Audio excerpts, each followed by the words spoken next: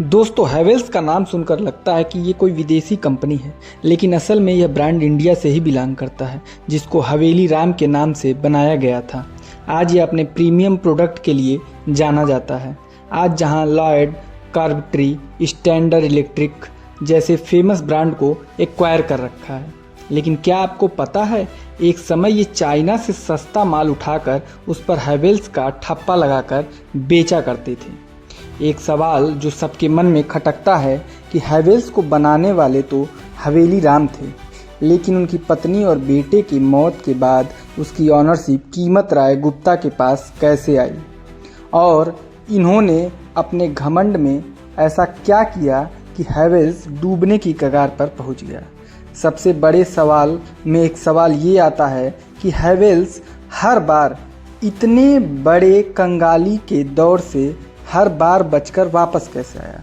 Market में जब Chinese सस्ते माल का बोलबाला हुआ करता था, तो हैवेल्स अपने प्रीमियम ब्रांड को किस तरीके से इस्टेब्लिश कर पाया और इन्होंने इस ब्रांड को कैसे बराबर मार्केट में रखा।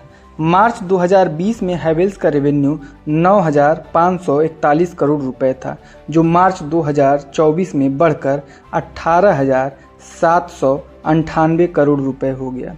खुद कंपनी के चेयरमैन का कहना था कि 2007 में उन्होंने एक बड़ा कदम नहीं उठाया होता तो आज जहां वो बैठे हैं वहां पहुंचने में उन्हें 4 दशक करीब 40 साल लग गए होते।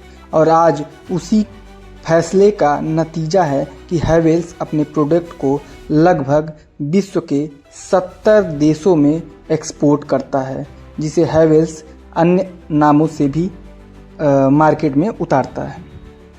जहां इन्होंने मैन्युफैक्चर और डिस्ट्रीब्यूशन को मैनेज किया, वहीं इसके डिजिटल मार्केटिंग पर भी इन्होंने काफ़ी जोर दिया था। दोस्तों, लेकिन हैवेल्स की शुरुआत इससे बिल्कुल अलग हुई थी। इस कहानी की शुरुआत होती है एक 21 साल के कला के अध्यापक जिनका नाम था कीमत राय गुप्ता। जी हाँ, 1958 के दौरान गर्मियों की छुट्टी हुई थी।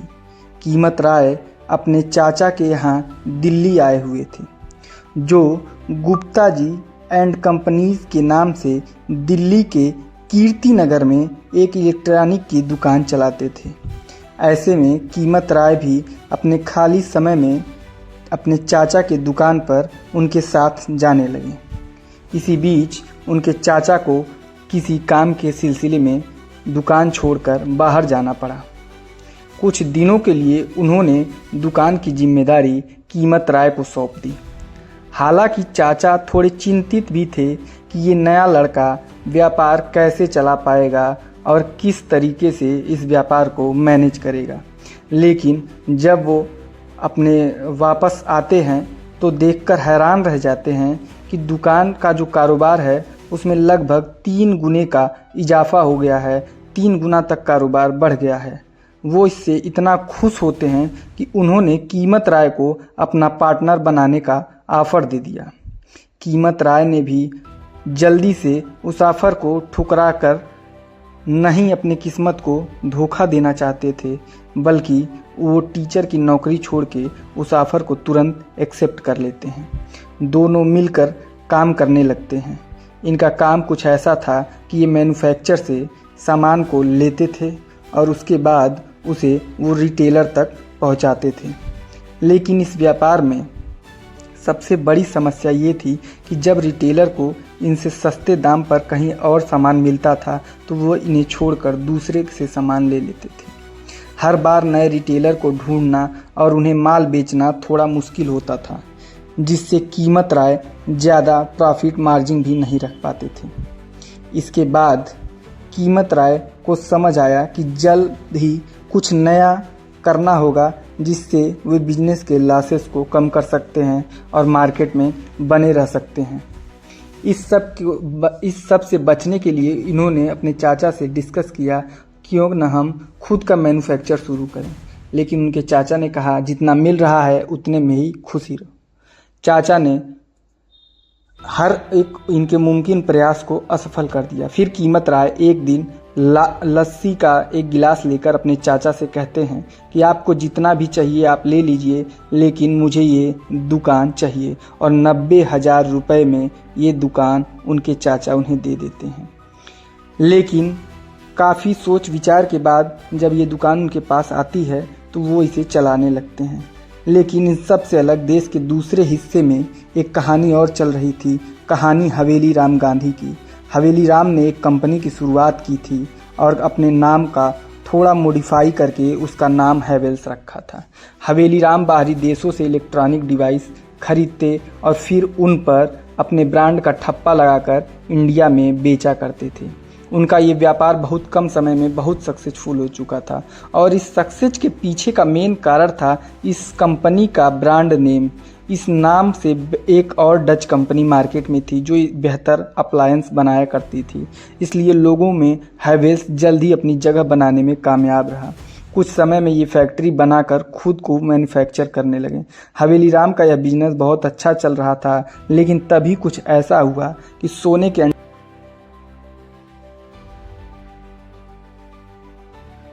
मुंह मोड़ लिया।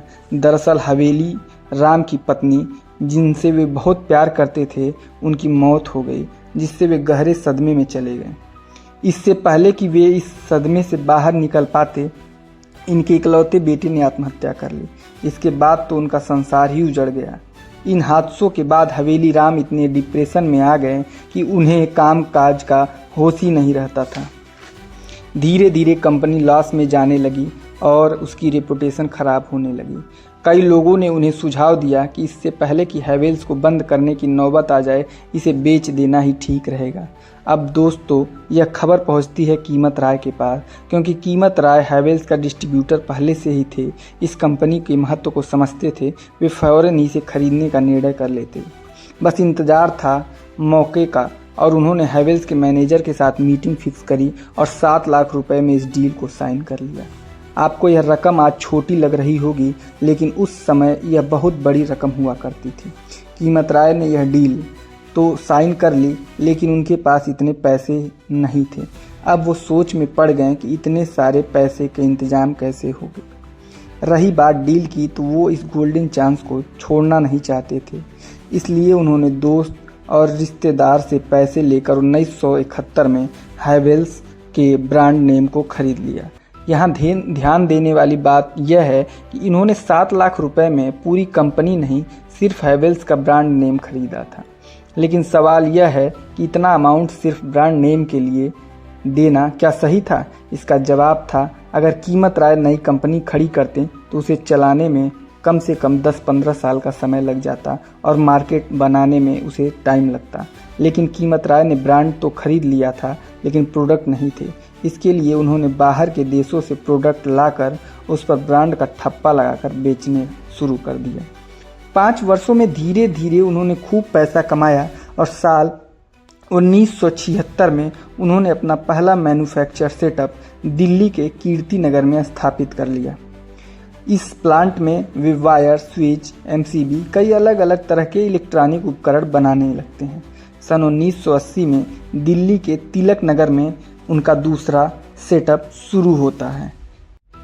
इस तरह के मार्केट स्ट्रेटजी से हैवेल्स का ग्रोथ 2013-14 में 446 करोड़ रुपए के नेट प्रॉफिट में बदल गया था।